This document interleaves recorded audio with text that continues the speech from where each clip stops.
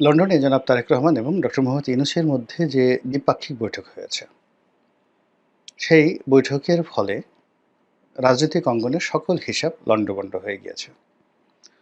গত ১০ মাস ধরে সরকারের যে ধারাবাহিকতা ছিল, সরকারের যে অ্যাটেনশন ছিল, অ্যাগ্রি ছিল, ডিসঅ্যাগ্রি ছিল এবং সরকারের যে নোট অফ ডিসেন্ট ছিল, পুরো জিনিসটি এলোমেলো হয়ে গেছে। ডক্টর মোহাম্মদ ইউনূসের যারা বন্ধু, তারা দূরে চলে যাওয়ার চেষ্টা করছে। আর সেই জায়গাতে স্বভাবতই বিএনপির এগিয়ে আসার সম্ভাবনা তৈরি হয়েছে। কিন্তু এই বৈঠকের ১ সপ্তাহ পেরোয়নি এখন পর্যন্ত। আমি যে ভিডিও যে সময়টাতে করছি, তো এই ১ সপ্তাহের মধ্যে যে সম্ভাবনাগুলো অনিবার্য ছিল, অর্থাৎ বিএনপির সঙ্গে সরকারের বন্ধুত্ব, ডক্টর মোহাম্মদ ইউনূসের সঙ্গে জনাব তারেক রহমান সাহেবের লেনাদেনা এবং প্রাপ্তি, রাজনীতিতে উভয়ের জন্যই প্রাপ্তি, সেই জায়গাগুলোতে সন্দেহ সৃষ্টি হয়েছে এবং নানা রকম গল্পগুজব এবং সমীকরণে যাকে বলা হয় পুরো বৈঠকটি উভয় পক্ষের জন্য বুমেরাং হওয়ার মতো আতঙ্ক তৈরি হয়েছে। আপনারা জানেন যে এই বৈঠকের ৩টি পার্ট ছিল। প্রথম পার্ট হলো জনাব তারেক রহমান সাহেব তার বাসা থেকে গাড়িতে করে হোটেল পর্যন্ত এলেন। এই গেল একটা পার্ট। ২ নম্বর পার্ট হলো যে গাড়ি থেকে তিনি হোটেল লবি হয়ে ডক্টর মোহাম্মদ ইউনূসের রুমে ঢুকলেন। তারপর আবার সেই বৈঠক শেষে তিনি আবার গাড়িতে উঠলেন। খুব মনোযোগ সহকারে লক্ষ্য করবেন। এবং এই পার্টের আরেকটি অংশ, সেটা হলো একটি যৌথ বিবৃতি। যৌথ বিবৃতি মানে আমির খসরু মাহমুদ চৌধুরী, প্রেস সচিব শফিকুল আলম এবং জনাব খলিলুর রহমান, নিরাপত্তা উপদেষ্টা, তারা যে সংবাদ সম্মেলন করেছেন সেটি একটা অংশ। আর এই দুটো অংশের বাইরে এক্সক্লুসিভলি আরেকটি অংশ, সেটা হলো ডক্টর মোহাম্মদ ইউনূস এবং তারেক রহমান সাহেবের ১.৫ ঘণ্টা ব্যাপী 90 মিনিটস ব্যাপী একান্ত বৈঠক, ক্লোজ ডোর বৈঠক। এই ৩টি অংশ আগামী দিনে রাজনীতির জন্য একটা যেভাবে শুভ পরিণয় বয়ে নিয়ে আসতে পারে, একইভাবে আবার মহা কেলেঙ্কারি ঘটাতে পারে। এবং গত ১ সপ্তাহে যা কিছু ঘটেছে, তাতে ভালো কিছুর পরিবর্তে কেলেঙ্কারি ঘটার সম্ভাবনা বেশি দেখা দিয়েছে এবং সেই কারণেই আমি লন্ডন গেট শব্দটি ব্যবহার করেছি, লন্ডন গেট কেলেঙ্কারি শব্দটি ব্যবহার করিনি। যারা ওয়াটারগেট কেলেঙ্কারি সম্পর্কে জানেন, তারা তো জানেনই। সেটার সঙ্গে এই লন্ডন গেটের কী সম্পর্ক রয়েছে সেটা বলবো। আর যদি এটা লন্ডন গেট কেলেঙ্কারি হয়, তাহলে সেক্ষেত্রে কী হতে পারে সে বিষয় নিয়ে আলোচনা করব। তার আগে ওয়াটারগেট কেলেঙ্কারি নিয়ে একটু বলে নেই সংক্ষেপে। আপনারা জানেন যে আমেরিকার একটা বিখ্যাত হোটেলের নাম ওয়াটারগেট হোটেল। তো যখন নির্বাচন হচ্ছিল ৭০-এর দশকে, প্রেসিডেন্ট ছিলেন রিচার্ড নিক্সন। তো তিনি যে দলের প্রেসিডেন্ট প্রার্থী ছিলেন, তার বিপরীত পক্ষ ছিল ডেমোক্র্যাট, তিনি ছিলেন রিপাবলিকান দলীয়। রিচার্ড নিক্সন এবং তার পররাষ্ট্রমন্ত্রী ছিলেন হেনরি কিসেঞ্জার।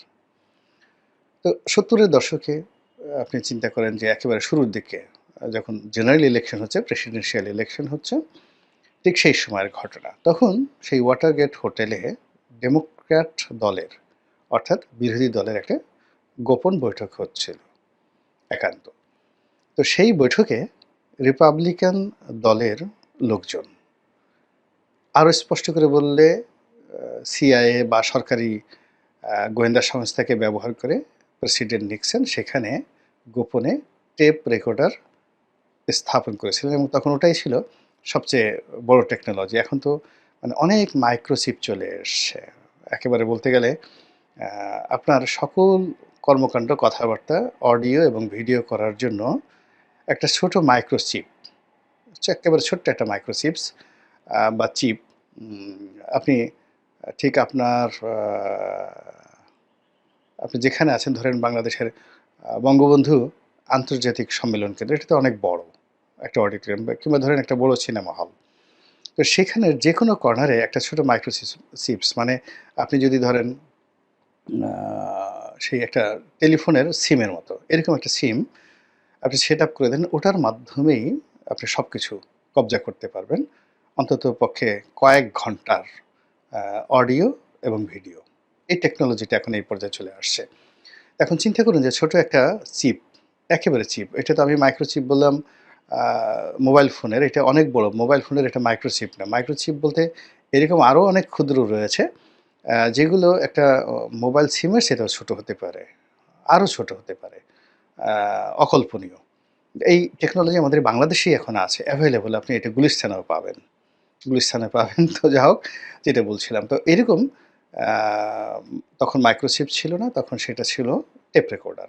ছোট, ছোট মিনি টেপ রেকর্ডার। তো এরকম একটা টেপ রেকর্ডার সেখানে স্থাপন করা হয়েছিল ওদের কথাবার্তা রেকর্ড করার জন্য। যে ওরা গোপনে, গোপনে কি, কি পলিসি নিচ্ছে, রিপাবলিকান দলের বিরুদ্ধে কি, কি বুদ্ধি করছে, পরামর্শ করছে। এখন এটা এই বর্তমান জামানাতে এটা ভাত মাছ। এটা কোনো সমস্যা না। আওয়ামী লীগের অফিসে বিএনপি যদি এরকম একটা টেপ রেকর্ডার দিয়ে আসে, মাইক্রোচিপ দিয়ে আসে বা বিএনপির অফিসে যদি একটা মাইক্রোচিপ দিয়ে আসে, রুহুল কবির রিজভী সাহেব কী করেন, রুমের মধ্যে কোথায় কী করেন, আ সেই জিনিসগুলো আবার পরবর্তীতে প্রকাশ হয়। এগুলো নিয়ে কেউ এখন আর ছি করবে না। কিন্তু ৭০ এর দশকের পৃথিবীর যে নৈতিকতা, সেখানে এখনকার যে ভ্যালুজ গুলো রয়েছে, মূল্যবোধ রয়েছে, সেটার সাথে অনেক, অনেক স্পর্শকাতর ছিল, ভালো ছিল। ফলে ওইটা যখন জানাজানি হয়ে গেল সারা পৃথিবীতে ছি রব পড়ে গেল এবং এই কারণে আ রিচার্ড নিক্সনকে যে বিপদের মধ্যে পড়তে হচ্ছিল, যেটা মানে বলার মতো নয় এবং রিপাবলিকান পার্টি বহুদিন পর্যন্ত মানে ঘৃণিত ছিল, নিন্দিত ছিল এই ওয়াটারগেট কেলেঙ্কারির জন্য। তো এর পরবর্তীতে এই পৃথিবীতে যখন এরকমই যখন আ একান্ত ব্যক্তিগত গোপনীয় বিষয় অন্য কেউ নাক গলাতে চায়, তখন সেখানে এই ওয়াটারগেট কেলেঙ্কারির শব্দ চলে আসে। তো এক্ষেত্রে যেটা হচ্ছে সেটা হলো যে আমরা যে দৃশ্যগুলো দেখেছি, সে দৃশ্যের ১ম পার্ট আ তারেক রহমান সাহেবের সঙ্গে নিঃসন্দেহে সরকারের কেউ, সরকারি এজেন্ট তার বাসায় তার সঙ্গে বৈঠক করেছে এবং সেই বৈঠক করেছে, টেলিফোনে কথা বলেছে, বৈঠক করেছে, স্কাইপিতে কথা বলেছে এবং তাকে রিসিভ করার জন্য তার বাসা পর্যন্ত গেছে। তার গাড়িতে এসেছে অথবা তার পিছনে সামনের গাড়িতে ছিল। এই যে কথাবার্তাগুলো হলো, সেই কথাবার্তাগুলোর অডিও এবং ভিডিও ফুটেজ ইন ডিটেইলস সেটা বিএনপির পক্ষেও যেতে পারে, আবার সরকারের পক্ষেও যেতে পারে। বিএনপির পক্ষ থেকে করা হতে পারে, সরকারের পক্ষ থেকে করা হতে পারে এবং এগুলো যদি পরবর্তীতে ব্যবহার করা হয়, যদি এই বৈঠকের ফলাফল ইতিবাচক না হয় এবং এগুলো প্রতিপক্ষকে অপদস্থ করার জন্য এই সকল কথাবার্তা যখন সামনে চলে আসবে, বিশ্বাস করেন রাজনীতিতে সুনামি হয়ে আসবে। ডক্টর মোহাম্মদ ইউনূসের জন্য, তার লোকজনের জন্য এবং তারেক রহমান সাহেবের জন্য। অনেক আনঅফিসিয়াল কথাবার্তা। তো এই যে উনি আসছেন, গাড়ি থেকে আসলেন এবং নামলেন। ২ নম্বর হলো যে এই যে উনাকে রিসিভ করা হলো, তারপর আ ওরা দুজনে বৈঠক করতে গেলেন। তারপরে উনার সাথে যারা লোকজন ছিলেন তারা একসাথে বসলো। আনঅফিসিয়াল অনেক কথাবার্তা বলল হোটেল লবিতে। সংবাদ সম্মেলনের আগে কিছু কথাবার্তা হলো আনঅফিসিয়ালি এবং সেই সকল কথাবার্তা, রং তামাশা, হাসি, মশকরা, চা, কফি খাওয়া এই দৃশ্যগুলো লন্ডন গেট কেলেঙ্কারি হতে পারে। আর সবচেয়ে যেটা ভয়ংকর হবে দুজনের জন্যই, সেটা হলো যে তাদের একান্ত বৈঠকে যদি কোনো মাইক্রোচিপ থেকে থাকে এবং সেক্ষেত্রে ধরুন এখন যা কিছু হচ্ছে আ বিএনপি বলার চেষ্টা করছে যে ঠিক আছে ওখানে ওই আলোচনা হয়েছে। তো সেই আলোচনা অনুযায়ী সিদ্ধান্ত নেওয়া হোক। সরকারের পক্ষ থেকে কিছু বলা হচ্ছে না কিন্তু সরকারের পক্ষ থেকে তারা বিএনপির কাছ থেকে অবশ্যই কিছু দর কষাকষি করেছে, আশা করেছে এবং সেই কথাগুলো সেখানে আলোচিত হয়েছে। এখন যে পক্ষ বিক্ষুব্ধ হবে সে যদি প্রতিপক্ষকে ফাঁসানোর জন্য এইভাবে কল রেকর্ড, ভিডিও ফুটেজ সবকিছু এগুলো যদি প্রকাশ হয়ে যায়, প্রকাশ করে দেয় আনঅফিসিয়ালি, তাহলে ডক্টর মোহাম্মদ ইউনূস এবং জনাব তারেক রহমান সাহেব তাদের উভয়ের জন্যই এটি ভীষণ রকম একটা ঝুঁকিপূর্ণ বিষয় হয়ে যাবে এবং আমরা জানি যে আমরা বাঙালি খুবই আবেগপ্রবণ। কাছাকাছি আসলে আমরা অনেক কথা আনঅফিসিয়ালি বলে ফেলি যেগুলো আমাদের বলা উচিত নয়। তো ফলে কি হলো, এই যে লন্ডনের যে বৈঠকটি, এটি যেখানে ম্যাগনা কার্টা হতে পারত বা হওয়ার সম্ভাবনা ছিল। কিন্তু দেখা গেল যে পুরো বিষয়টি রাজনৈতিক অঙ্গনে বিএনপি এই বিষয়টি তার সঙ্গী সাথীদের সাথে এখনো পর্যন্ত তারা এই বিষয়টি বলেনি। যেমন বিএনপির ইতিমধ্যে যে সকল রাজনৈতিক দলের সঙ্গে তাদের সমঝোতা রয়েছে, আসন ভাগাভাগি রয়েছে। তো এরকম একটা বৈঠক হতে পারে বা হওয়া উচিত কিনা? বৈঠকে কী বিষয় নিয়ে আলোচনা হতে পারে? এগুলো নিয়ে বিএনপি তার যে নীতি নির্ধারণী জাতীয় স্থায়ী কমিটি, সেখানে তারা বৈঠক করেছে। কিন্তু রাজনৈতিক যারা সহযোদ্ধা, তাদের সাথে বৈঠক করেনি। ফলে কি হলো দেখুন, এই সহযোদ্ধাদের মধ্যে ইতিমধ্যে দূরত্ব তৈরি হয়ে গেছে। ২০১৮ সনে নির্বাচনের আগে এভাবে সহযোদ্ধাদের সঙ্গে বৈঠক হয়নি। যে ডক্টর কামালকে নিয়ে তাকে নেতা বানানো, তার অধীনে বা তার নেতৃত্বে নির্বাচনে যাওয়া, সরকারের সাথে বার্গেনিং করা, এই সকল বিষয় জামাত থেকে শুরু করে অন্যান্য রাজনৈতিক দলগুলোর মধ্যে খোলামেলা আলোচনা হয়নি বিএনপির। ফলে খুব দ্রুত একটা নির্বাচন অনুষ্ঠিত হয় এবং সেই নির্বাচনে যে যার মতো করে নমিনেশন পাওয়াটাই এবং ক্ষমতায় যাওয়াটা, ইলেকশন করাটাকে মূলত সবাই ওই মুহূর্তে তাদের প্রাইম ফ্যাক্টর মনে করে। কিন্তু সেই ১৮ নির্বাচনে মারাত্মকভাবে ক্ষতিগ্রস্ত হওয়ার পরে বিএনপির জোটটা ভেঙে যায়। জামাতের সাথে দূরত্ব তৈরি হয়। জাতীয় পার্টি, যেটা ব্যারিস্টার আন্দালিব রহমান পার্থর, তারা চলে আসে। তারপরে কর্নেল অলির দল, মানে পুরো জোটটি ভেঙে যায়, বিএনপি একা হয়ে যায়। ঠিক এখন এই বৈঠকের পরে বিএনপি আবার সেই ২০১৮ জাতীয় নির্বাচনের পরে যে অবস্থা হয়েছে, এরকম একা হয়ে গেছে।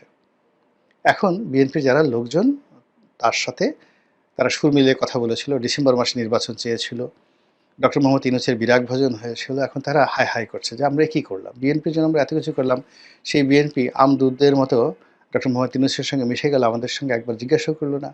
এই অভিমান তাদের হয়েছে, এই দূরত্ব তাদের হয়েছে, এই আস্থা তাদের নষ্ট হয়েছে। এবং এখন যদি বিএনপি ডাকেও আগের মতো আর তার সহযোগীদেরকে পাবে না।